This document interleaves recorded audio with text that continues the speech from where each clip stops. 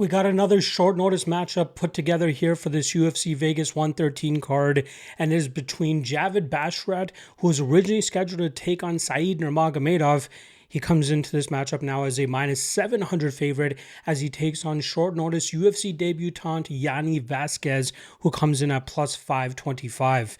Now, just a quick note, this is the Clips channel that I'm posting this video on, so make sure you guys hit that subscribe if you haven't already. I'm trying to take this thing off the ground and get it, close to the main channel in terms of subscribers. A long way to go there, but obviously want to put the, call to action for you guys to hit that subscribe if you haven't already. All right.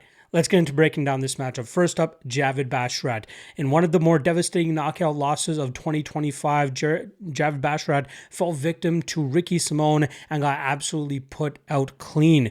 Now, Basharat's been out of the action for over a year now, and it looks like he's trying to get back into the game and trying to get back into his winning ways.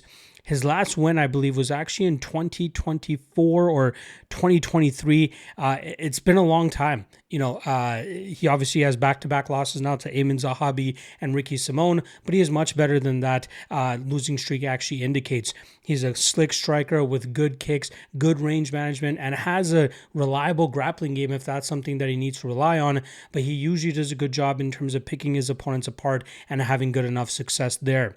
Now he's going up against Yanni Vazquez, who comes in on short notice, and I originally came across him back in early 2023 when he took on Edgar Chairez for the Fury FC promotion.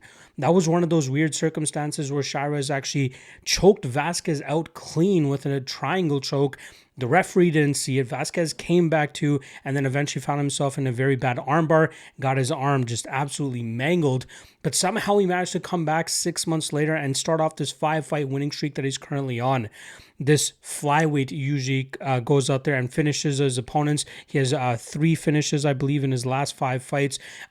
Decent knockout power. He's usually very aggressive with his boxing and forward movement and blitz attacks. His durability normally holds up pretty well too. He started his career a little bit slow, but once he moved stateside in 2019, that's where things really start to pick up for the guy. It's very unfortunate that he missed weight this morning. He weighed in at 141. So again, originally a flyweight, takes this fight on fight week, set for 135 pounds, misses weight by 5 pounds, coming in at 141. Again, 136 is the limit for bantamweight, non-title bantamweight matchups, that is. That's not a good look for the matchmakers, right? Matchmakers hate guys that take fights on short notice and still miss weight, especially a guy that's coming up in a weight class here, right? So he's already off on the wrong foot with the promotion. He's going to have to come out there and do something very impressive to try to hold on to this roster spot. Otherwise, I wouldn't be surprised if he ends up getting let go, if he ends up losing. In terms of how these guys match up, I think Basharat can nullify the aggressive boxing approach from Vazquez. I think Vazquez could have some success coming out with aggression, knowing that he has to make a good impression. But I think he's going to wing on a lot of these shots.